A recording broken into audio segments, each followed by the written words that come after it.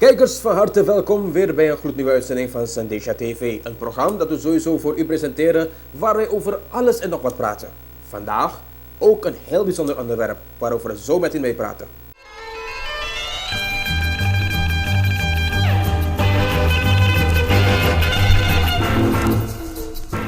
Zo mensen, ik zei het al, we hebben vandaag weer een bijzonder onderwerp voor u. En wat het is, we praten vandaag over yoga.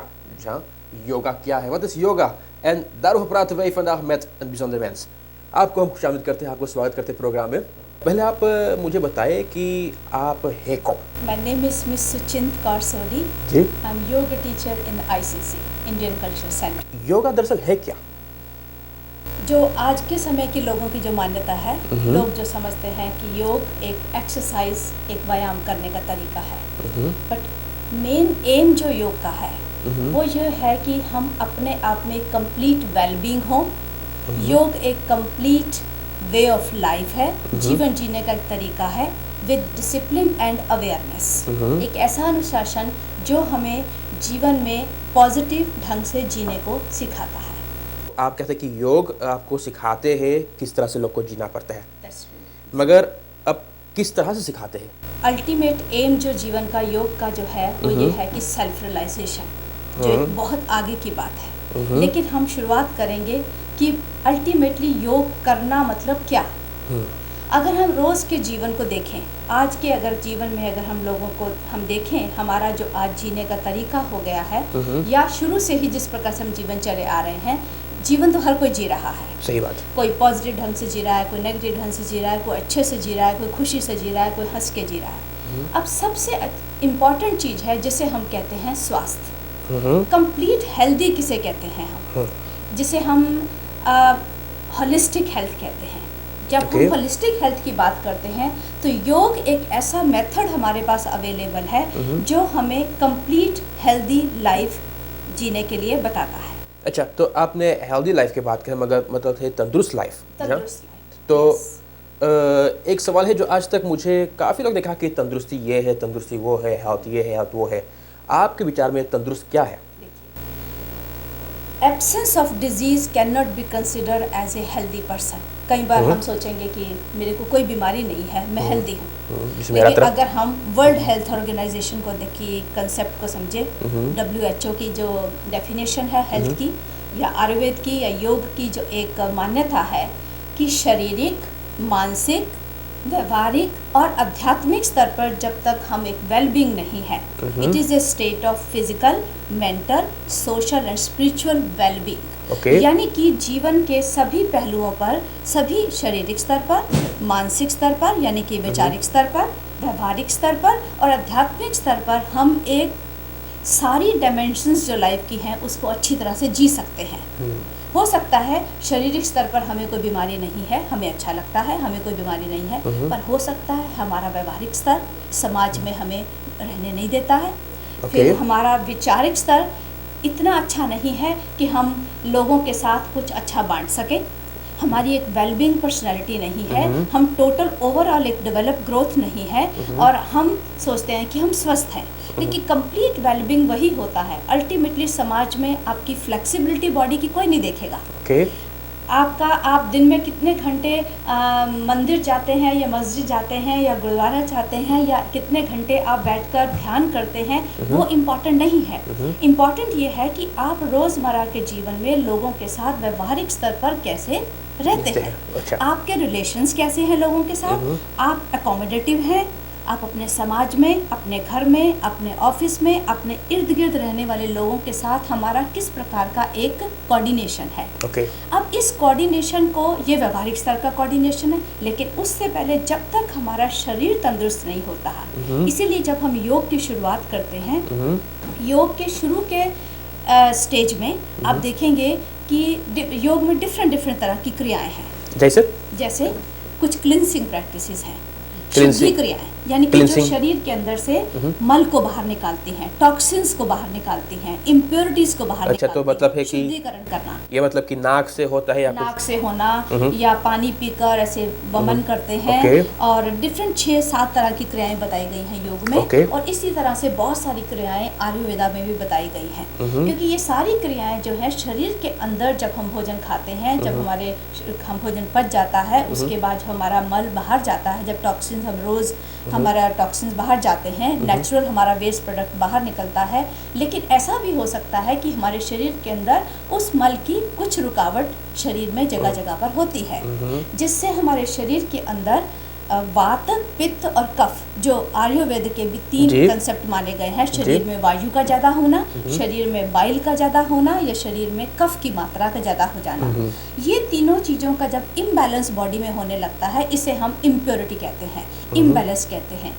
Impurity को कैसे जाना जाता है? जैसे मान लीजिए शरीर के अंदर किसी चीज़ की 500 ग्राम ज़रूरत है, अगर कोई चीज़ 300 है या कोई चीज़ 700 है, यानी कि दोनों कंडीशन ही इम्बैलेंस है। अच्छा, तो जब ज़्यादा है तो भी इम्बैलेंस क्रिएट करेगा, कम है, कोई चीज़ कम है तो वो भी इम्बैलेंस क्रिएट करेगा। इसीलिए आप देखते हैं मेडिकल साइंस में भी कहा जाता है कि आपके अंदर इस चीज़ की डेफिशिएंसी है, आपके अंदर इस चीज़ की मात्रा ज़्यादा है, आप ये चीज़ खाएं, ये चीज़ ना खाएं। ये बात हम थोड़ी सी बाद में डिस्कस करेंगे। तो जब हम स्वास्थ्य की बात, जब हम आसनों की बात करते हैं, योग क्रियाओं की बात करते हैं, सबसे पहला एम्फेसिस योग में होता है बॉडी की इम्प्योरिटीज़ को कम करना, डिफरेंट तरह की शुद्धि क्रियाएं करने के बाद। उसके बाद योग पोस्चर्स, एक्सरसाइज, जिसे लोग व्यायाम समझते हैं। There is a lot of difference between yogic exercises, yogic postures and other exercises. Exercises एक रेपिटेशन है जिसमें हम मस्कुलर एक्टिविटी ज़्यादा करते हैं। योग पोस्चर्स में वही पोजीशन हम स्टेज बाय स्टेज अडॉप्ट करते हैं और एक अवस्था में जाकर थोड़ी देर के लिए बैठते हैं।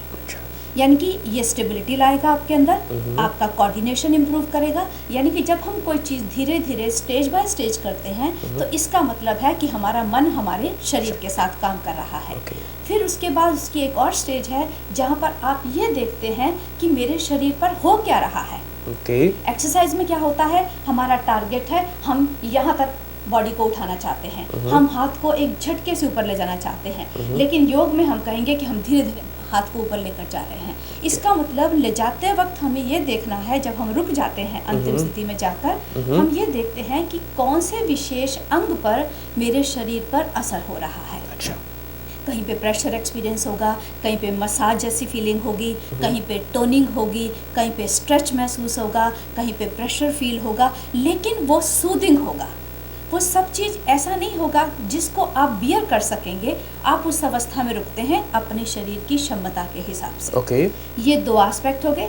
तीसरा एस्पेक्ट है ब्रीदिंग का टेक्निक, ब्रीदिंग प्रैक्टिसेस, जिससे सांस लेने का, सांस लेना, डिफरेंट तरह की जो अदमहलिंग टेक्निक्स आप लोग कहते हैं। तो कुछ ऐसी ब्रीदिंग टेक्निक्स हैं। ब्रीदिंग टेक्निक से क्या होता है, जो हमारे शरीर का जो नेचुरल नॉर्मल श्वास प्रश्वास चलता है, उसे हम अपनी वॉलंटरी कैपेसिटी के हिसाब से उसकी लेंथ को हम लंबा करते हैं। जब हम उसी श्वास को रेगुलेट करते हैं तो हमारे शरीर के अंदर जो नाड़ियों के अंदर जो ऑब्स्ट्रक्शंस हैं, जो बाधाएं हैं, वो धीरे धीरे कम होती हैं। जैसे मान लीजिए कोई चीज़ छोटी सी पाइप्स हों, छोटा छोटा नेटवर्क फैला हुआ है, रेडियो या टीवी के पीछे आप छोटे छोटे तार देखते हैं। कोई भी एक तार अगर आपस में नहीं कनेक्ट होता है तो उसका पिक्चर या कोई चीज़ बात सामने नहीं आती है, ऑब्स्ट्रक्शन होती है। और इस प्रकार के छोटी छोटी जो नॉट्स हमारे शरीर के अंदर हमारी इम्प्योरिटीज़ के कारण बनी हुई हैं, वो श्वास प्रश्वास के द्वारा, पहले क्रियाओं के द्वारा, फिर आसनों के द्वारा, फिर ब्रीदिंग टेक्निक्स के द्वारा, इसे हम कहते हैं। उससे क्या होता है, जब हमारी वो नाड़ियाँ, वो जो पैसेज, वो जो रास्ता जिससे हमारी एनर्जी प्रवाह होती है, वो जब रुकी होती है तो ब्रीदिंग टेक्निक्स के द्वारा उसे हम रिड्यूस करते हैं, उसे हम कम करते हैं। तो इसका मतलब है हमारी एनर्जी जो हमारे अंदर है, हर इंसान की अपनी एक एनर्जी है। मुझे लगता है हम फुल एनर्जी का यूटिलाइजेशन भी नहीं करते हैं। तो वही जो एनर्जी जब अच्छे ढंग से उस पैसेज से, उस पाथ से होकर गुजरती है, तो वो उसका हमारे काम करने की प्रवृत्ति बदल जाती है। एनर्जी का फ्लो जो है, जो संचालन है, वो बहुत अच्छे ढंग से होता है। अगर तंदुरुस्त रहना है, जी हाँ, फॉर गुड हेल्थ, तो सबसे बेहतरीन बात है कि योग करो। That's true. अच्छा, उसका कारण क्या है? योग का सबसे बड़ा ब्यूटी ये है कि योग में आपको किसी ड्रग की, किसी मेडिसिन की या किसी दूसरे व्यक्ति के साथ में ज़रूरत नहीं है। केवल आपका एक अपना डिटर्मिनेशन, क्योंकि योग जो है आपकी हेल्थ को प्रमोट करता है, आपकी हेल्थ को बेटर काम करने के लायक बनाता है, आपके शरीर और मन को एक साथ रखने की कोशिश करता है, आपको एक डिसीजन मेकिंग बनाता है, आपके अंदर प्योरिटी लाता है, हार्मोनी होगी, बैलेंस होगा, तो हम हर काम को अच्छी पोटेंशियल से कर सकते हैं। जब हम अच्छे पोटेंशियल से करते हैं, और दूसरी बात यह है कि योग सबसे बड़ा ब्यूटी इसमें यह है कि नेचुरल वे से आप अपने आप को एनर्जाइज रखते हैं। कोई बाहर से आपको एक्स्ट्रा विटामिन्स या मिनरल्स या किसी चीज़ की ज़रूरत नहीं है। जब आपकी एनर्जी पॉजिटिव डायरेक्शन में काम करती है, मान लीजिए आपके पास एनर्जी बहुत है लेकिन इतनी डाइवर्ट है, वो 10 डायरेक्शन में काम कर रही है लेकिन किसी जगह भी फोकस नहीं है, क्योंकि वो कैपेबिलिटी नहीं है। आज स्ट्रेस और स्ट्रेन जो हम लोग एक्सपीरियंस करते हैं वो क्या है? वो स्ट्रेस और स्ट्रेन इसीलिए होता है कि हमारे जो शरीर की तंदुरुस्ती है, शरीर की जो कैपेबिलिटी है काम करने की, वो कहीं ना कहीं रिड्यूस होती जा रही है। यंग उम्र तक तो ठीक है, 3 एजेस हम मानते हैं, young age, middle age, old age. Middle age एक ऐसी एज होती है जब हमें मैक्सिमम हमारे इर्द गिर्द रिस्पॉन्सिबिलिटीज होती हैं। मतलब लगभग 30 साल, 30 से 50, 20 से 50 का जो पीरियड है, ये एक हमारा अलार्म स्टेज है। ये हमारी लाइफ का अलार्म स्टेज है, जहाँ पर हमें सभी प्रकार की चीज़ें पता चलती हैं। वो बात अलग है कि हम अपने काम के कारण, अपने वर्क के कारण, अपने चीज़ों के कारण हम अपनी तरफ ध्यान नहीं देते हैं। अलार्म्स तो आते हैं, अलर्टनेस भी होती है, लेकिन वो चीज़ें हम सुनते नहीं हैं क्योंकि हम यंग हैं और शरीर हमारा मैनेज कर पा रहा है। लेकिन जो काम की बोझ पड़ता है, व्यक्ति के शरीर की कैपेबिलिटी कम होने के कारण, एनर्जी का प्रॉपर यूटिलाइजेशन ना होने के कारण, हमारे जीवन का कोई एक मैनेज करने की कैपेबिलिटी ना होने के कारण, एक अवेयरनेस ना होने के कारण, एक डिसिप्लिन ना होने के कारण हम हर सिचुएशन में अपने आप को डिस्टर्ब फील करते हैं। तो ये अनहेल्दी कंडीशन है। यानी कि तुरंत आपके सामने कोई सिचुएशन आती है, एक आपको कहा आपके बॉस ने कि ये कीजिए, आपको कहा गया, आपने उसको कर दिया। तो एक तो थोड़ा सा तंदुरुस्त व्यक्ति होगा, अच्छी एनर्जी वाला होगा, वो उससे 10% एक्स्ट्रा करके आपके सामने रखेगा। दैट विल बी बिकॉज उसकी एनर्जी, उसका माइंड फोकस है उस काम के लिए। वो केवल उस काम को करने के लिए नहीं कर रहा है, वो कह रहा है कि इसका मुझे प्रोडक्ट कुछ बाहर बेटर देना है। ये सारे हेल्थ के साइन हैं। फिर हमारे आपके जो आपसी संबंध है समाज में, हमारी हार्मनी अपने बीच में और लोगों के साथ में, हम हर डिफरेंट सिचुएशन में कैसे हम रिएक्ट करते हैं। अब ये सब चीज़ें हम सोचेंगे कि ये सब चीज़ें योग से कैसे आएंगी। जब आप अभ्यास करते हैं तो आप देखते हैं धीरे धीरे वो जो एनर्जी आपकी बाहर बटी हुई थी, डाइवर्ट हुई थी, वो आपने समेट ली थोड़ी सी, वो फोकस्ड अंदर की तरफ हो गई। आपके अंदर इतना कंट्रोल आ गया, इतना डिसिप्लिन आ गया कि आप जब चाहें आंखें बंद कर बैठ सकते हैं, अपने डिसीजन आप खुद ले सकते हैं। इमोशंस के कारण आप भाव में आकर चीज़ों को एक्सप्लेन नहीं करते हैं। अभी तक मुझे ऐसे लोग कहते हैं, ये भी सुनने में कि हम लोग जो इंसान है ना, ये फुल जो सांस नहीं लेते हैं। That's true. That's true. तो हम लोग सिर्फ आधा सांस लेते हैं। इसका तंदुरुस्ती से कुछ बिल्कुल बहुत गहरा संबंध है। कारण क्या है, जब हमारे स्ट्रेस और स्ट्रेन बढ़ते हैं जीवन में, तो हम उन प्रेशर को जब ब्रीथ कर पाते, तो क्या सबसे पहला हमारा एक ब्रीदिंग सिस्टम जो रेस्पिरेटरी सिस्टम है, सबसे पहले अफेक्टेड होता है। दूसरा कारण है हमारे अपना बॉडी पोस्चर।